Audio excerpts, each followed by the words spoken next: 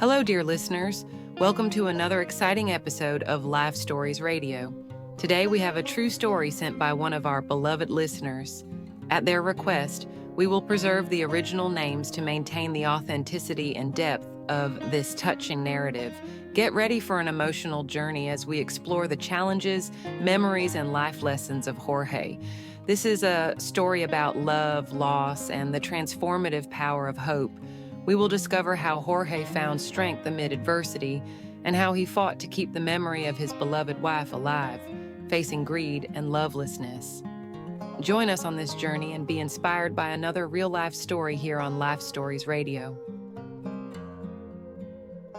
The room was filled with murmurs, and I felt like a shadow, an invisible specter among those I once considered my family. My children, Lucas and Sarah, were arguing heatedly in the living room, their raised voices blending with the sound of the wind coming through the slightly open window. I was there in plain sight but completely absent, like a painting on a wall that no one notices. Maria's death had left a deep void in my heart, and now seeing my children fighting over inheritance made me feel even more lost. "It's just a house, Sarah. What matters is what we do with the money," Lucas exclaimed, gesturing wildly. I remained silent, observing every movement, every expression. The house where we spent so many peaceful nights, where my heart and hers intertwined with laughter and love, was now just an object of dispute. "You only think about the money, Lucas. This house means so much more. It's Mom's memory," Sarah retorted, her eyes filled with tears. Even so, her frustration seemed to fade when it came to numbers. And there I was like a spectator of life, voiceless, powerless. "Please stop." I tried to murmur, but my voice was swallowed by the turbulence of the fight. They couldn't hear me. I felt like an old broken clock, stuck in time, while everything around me spun frantically. The day ended without me being able to make myself heard. However, by the end of the night, reality hit me like a punch in the stomach. I no longer wanted to be there. The house that was once a home had now become a battlefield. The next morning, a nurse knocked on my door. "Jorge, it's time for you to go. The nursing home is waiting." Her words sounded like an empty echo. A nursing home? What had become of me? I looked around at the house full of memories that now seemed too heavy to bear. With a lump in my throat, I did what I was told. The suitcase was full of clothes, but I knew that's not what I needed. I wanted to carry the essence of Maria, her laughter, her care, her stories. But all that remained were the cold walls and the echoes of arguments.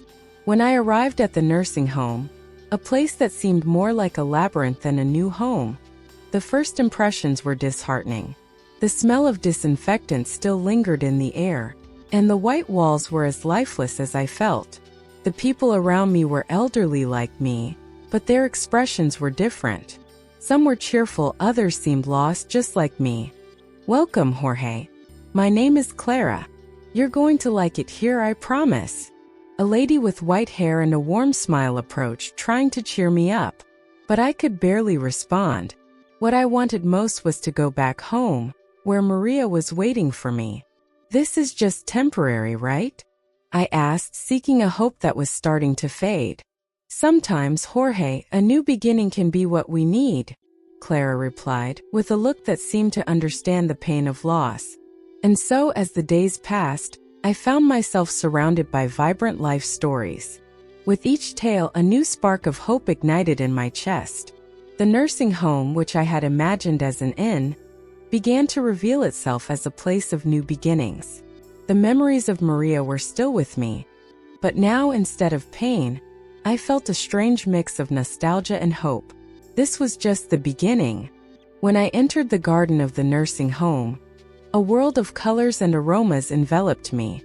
It was as if each flower was there to tell me a story and at the same time, invite me to rewrite my own. As I walked among the flower beds, the scent of wet earth and flowers reminded me of the sunny days I spent with my wife, planting and tending to our small garden. Those moments were smiles preserved in my memory, but today, instead of sadness, a spark of hope began to shine within me. "Hello, newcomer." A sweet voice interrupted my thoughts. It was Ruth, a lady with gray hair and eyes that sparkled as if always looking for a new adventure. "Do you like gardening?" she asked, leaning in to observe a rose that was beginning to bloom. "Yes, I do," I replied, feeling an involuntary smile forming on my face. "My wife and I used to take care of a garden at home. It was one of our favorite pastimes." Ruth smiled as if she had found a friend. "Then you must join us. Let's plant some seedlings and make this place more beautiful. What do you say?" As we talked, I realized that the pain of loss was beginning to dissipate, replaced by a sense of belonging. "Sure, I'd love to help," I said, looking around and seeing other residents who, like me, were seeking a purpose in this new home. The following days were filled with laughter and hard work. Ruth and I would spend hours in the garden, planting flowers, watering the seedlings, and telling stories about our lives. She had a way of inspiring me, always saying that every plant we tended was like a new beginning, a new chance to bloom. "Jorge, do you remember that story you told me about your wife? About how she loved sunflowers?" Ruth asked one day, while digging a hole to plant a sapling. "Yes," she said, that they always turned towards the sun, even on cloudy days. "She believed we should do the same," I replied, feeling a wave of nostalgia. "So why don't we bring some sunflowers into the garden? They'd bring joy to us all," suggested Ruth with a twinkle in her eye. The idea delighted me. Together, we decided we would plant an entire bed of sunflowers. Each day, I dedicated myself more to this project. And as the seedlings grew, my heart seemed to bloom as well. Every day in the garden was a new opportunity to remember and celebrate the life I had, and the life I could still live. It was amidst this revitalization that I learned about the upcoming event at the nursing home. A presentation was scheduled where residents could share their stories. At first, the idea of exposing myself like that made me nervous, but Ruth had a unique way of encouraging me. "Jorge, you have a beautiful story to tell.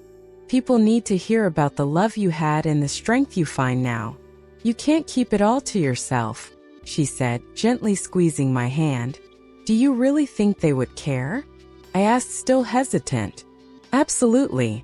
We've all been through challenges, and your words could touch someone's heart. Besides, you're not alone here," Ruth replied with a confident smile. That night, as I looked at the starry sky, I began to think about what I would say. I relived memories of my wife, our dreams, and the promises I made to her. I had so much to share, not just about the pain of loss, but about the beauty that still surrounded me. When the day of the presentation arrived, my heart was racing, but also filled with anticipation. Surrounded by kind and curious faces, I took a deep breath. The stage was lit, and I knew it was time to share my story, not just for me, but for all of us who were in some way seeking a new beginning. Hello everyone. My name is Jorge. Today I would like to talk about love, loss, and the beauty of starting over. After the presentation, a sense of lightness settled in my chest. The sound of laughter and applause still echoed in my mind, and the feeling of being alive, of being heard, was a delightful novelty. From then on, I would no longer be just Jorge, the forgotten man.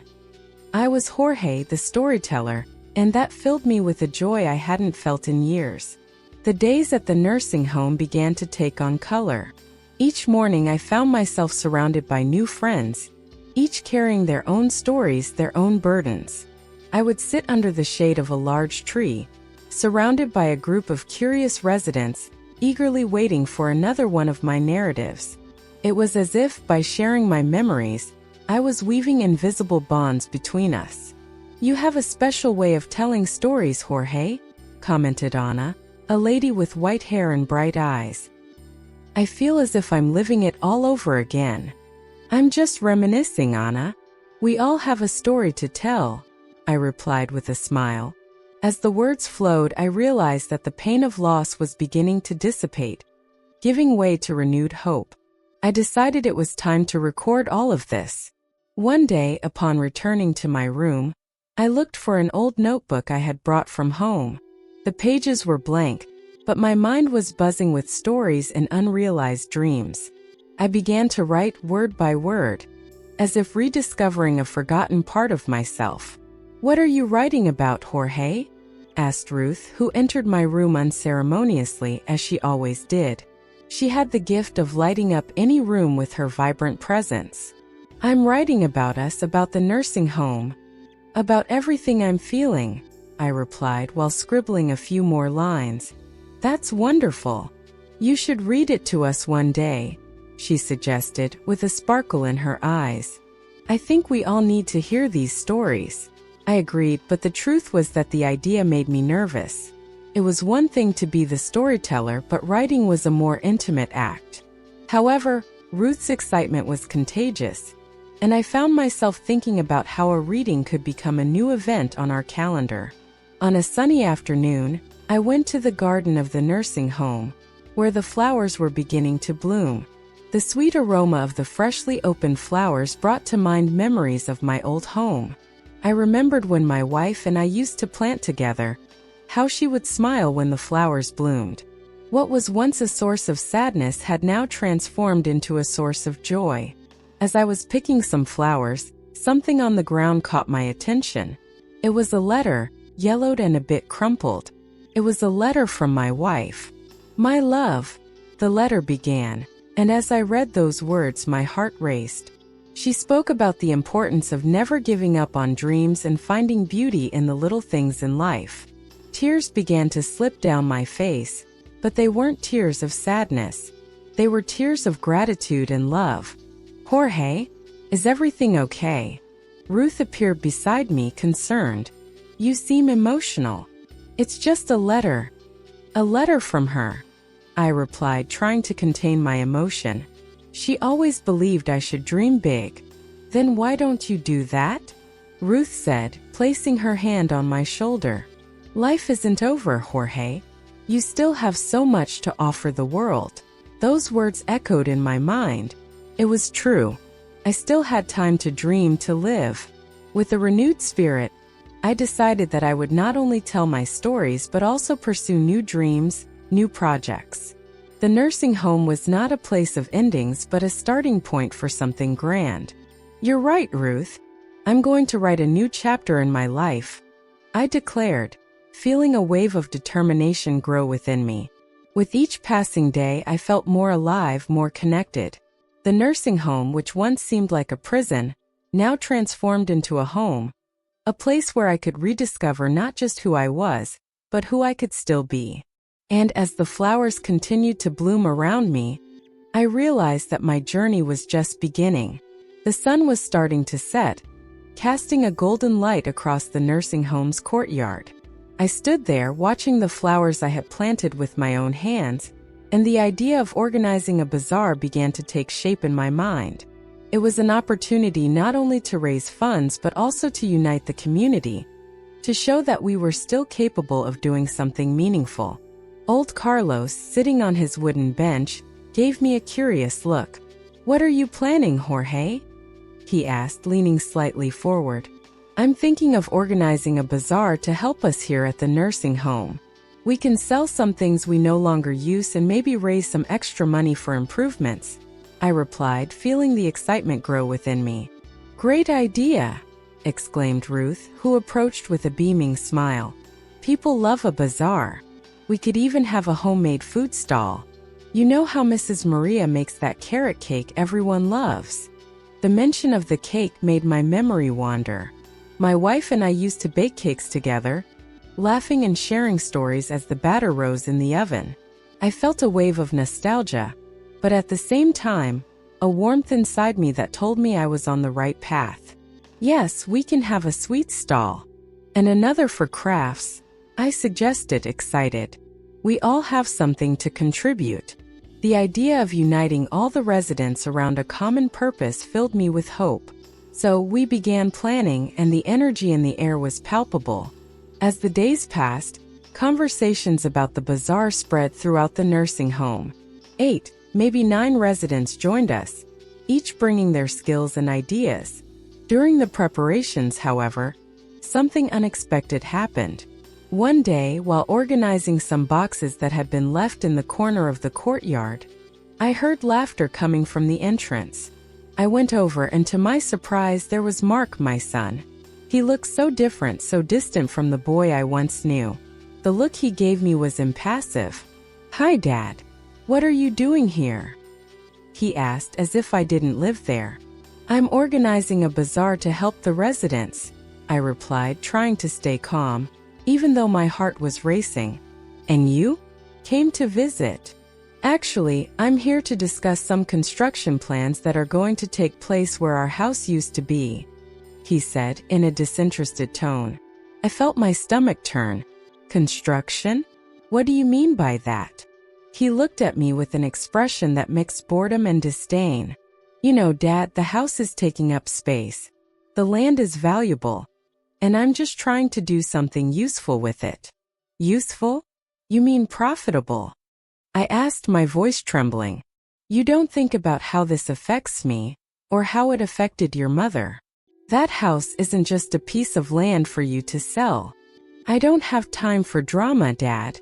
You don't live there anymore. And honestly, who cares?" He shrugged, dismissing all my pain. I felt a fury grow in me, an indignation I didn't know still existed. "You don't understand. That house is full of memories, Mark. Memories that you and your sister seem to have forgotten. It's not just about what you can gain." Mark looked at me, and for the first time I saw a glimpse of something, maybe guilt, maybe frustration. But it quickly closed off again like a door slamming shut. "Look, Dad, you don't need to feel that way. I'm just trying to do what's best for me." And with that, he turned and walked towards the exit, leaving me there, stunned. The feeling of helplessness and sadness began to transform into a fierce determination. I knew I needed to distance myself from this painful past that wouldn't let me see the future ahead of me. "Life here isn't easy, but I'm going to do something about it," I murmured to myself, watching Mark walk away. The bazaar was becoming more than just an event. It was a symbol of a new beginning, a step towards reclaiming my dignity and perhaps doing good for those who truly cared. I woke up that morning with my heart racing. It was time to face my children, or at least Mark, who had shown himself to be the most greedy and despicable of the two. What had started as a simple visit to his office now felt like an epic confrontation. As I dressed, I relived the memories of my wife, who always believed in the importance of dignity and respect. "You are stronger than you think, Jorge," she would say, her smile lighting up the darkest days. I took a deep breath, trying to gather the courage she always instilled in me.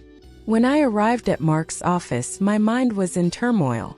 The imposing building reflected the ambition I knew he had. Upon entering, I was greeted by a receptionist who looked at me with curiosity. "Can I help you?" she asked, unaware of the weight I carried. "I'm Jorge, Mark's father. I'm here to see him," I replied, trying to hide the tension in my voice. The receptionist hesitated but soon led me to his office. The walls were adorned with plaques of achievements, each a reminder of what he had become, while I felt like a shadow in my own son's life. When I entered, Mark was on the phone, gesticulating arrogantly. He saw me and made an expression of surprise, as if he didn't expect to see me there. "I think I'll have to call you back," he muttered and hung up. "Dad, what are you doing here?"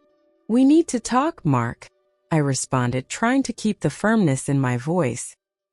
He leaned back in his chair with a disdainful smile. "About what? What do you want me to do? Apologize for putting you in the nursing home?" "It's not just that. You're about to sell the family house. The house where your mother and I built our life together," I demanded, feelings of sadness and anger mixing. "You can't do this." He chuckled as if I were just an old man complaining. "Listen, Dad, times have changed. And honestly, you can't expect me to keep a property that's worth nothing. Life is about practical decisions." "Practical decisions? You're only thinking about yourself. You have no consideration for what your mother meant to us," I shouted, my voice trembling. The weight of the betrayal was unbearable. Mark's look turned cold, and I realized he wasn't willing to listen. "You've always been a dreamer, Jorge. Life isn't a fairy tale. I'll do whatever it takes to secure my future," he said, the coldness in his voice revealing a side of him I preferred not to know. At that moment, my daughter Sarah entered the room. "What's going on here?" she asked, sensing the tension. "Mark, are you being an idiot again? Is this your way of defending Dad?" "He doesn't understand that we have to be practical," Mark responded, while I felt the pain of the division between us. "It's not about being practical, it's about respect, Mark." Sarah intervened. I watched her, a mix of hope and disillusionment growing inside me. The struggle wasn't just against my son's greed, but for a connection that seemed to have faded. "You can't just erase our family's memories in the name of profit, Mark," Sarah said, her voice softer but firm. "That's not right. Don't get involved, Sarah. This is between me and him," Mark replied, clearly irritated. But I noticed that the seed of doubt was starting to germinate in her mind. "No, Dad, you deserve to be heard. I can't believe he would do this to you," Sarah said, looking at me with a determined look. I felt a wave of pride and relief, but also a deep sadness for the situation. "Mark, you need to reconsider. Your mother wouldn't want you to do this," I said, trying to appeal to the remnants of empathy he had lost. He just rolled his eyes as if my words carried no weight. "I don't have time for this. I have business to take care of," he replied, walking away as if I were just a nuisance in his life. That meeting left me devastated but also determined. I knew I had to fight not just for the house but for the memory of my wife and the dignity I had left. I left Mark's office with a new clarity, deciding I wouldn't let their greed define me. I was Jorge and I still had much to fight for. I sat in a chair around the common table at the nursing home, surrounded by my new friends. The atmosphere was charged with expectation and at the same time, with a nervousness I hadn't felt in years.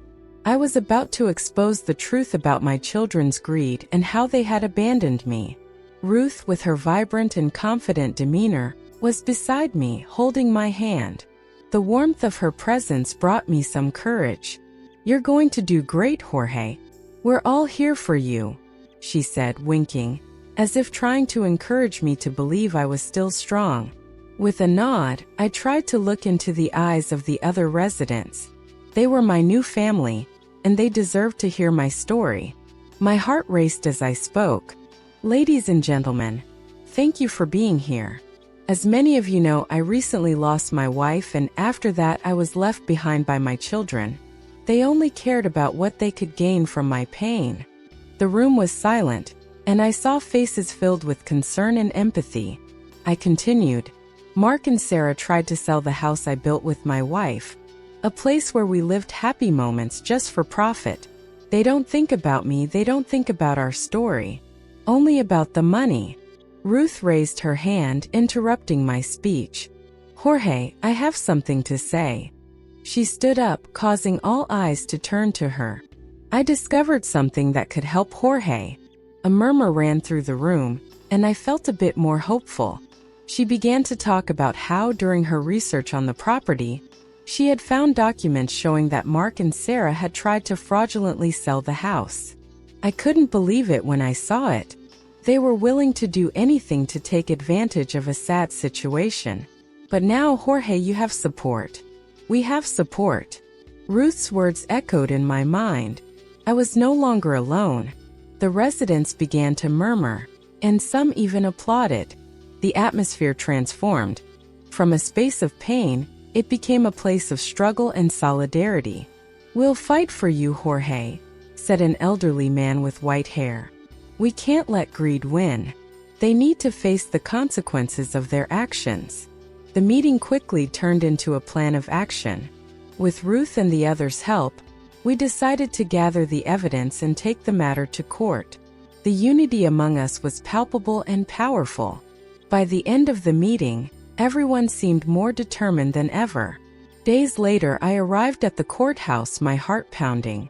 Beside me, Ruth held my arm, as if knowing I was about to face my children again.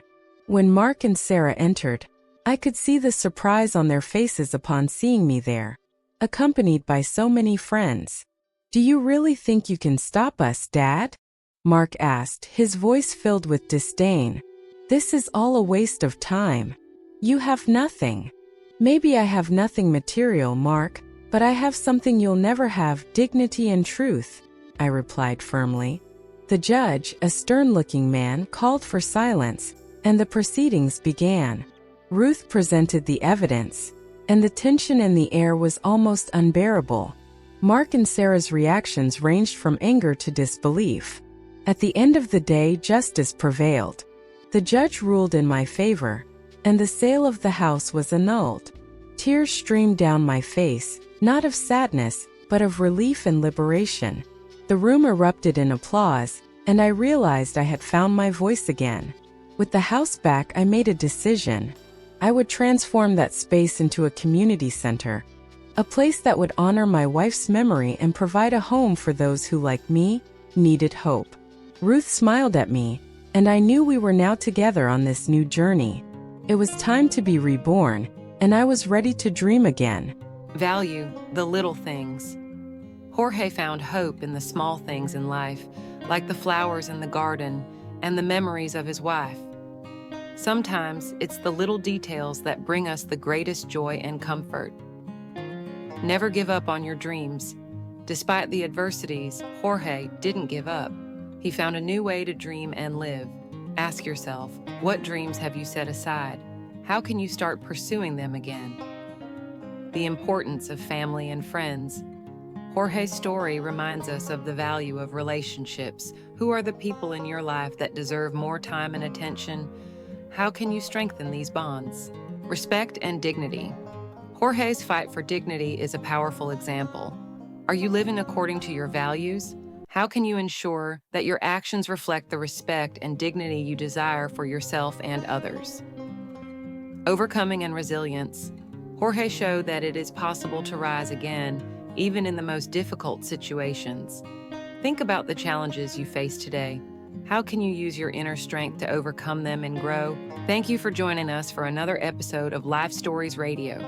If you enjoyed this moving story of love, loss, and overcoming, don't forget to subscribe to our channel, like the video, and activate the little bell so you don't miss any of our upcoming episodes. Remember, sometimes it feels like we're just listening to someone else's story, but when we least expect it, the next story could be our own. So stay with us and let yourself be inspired by the incredible life stories we share here. Until next time, and God bless you all.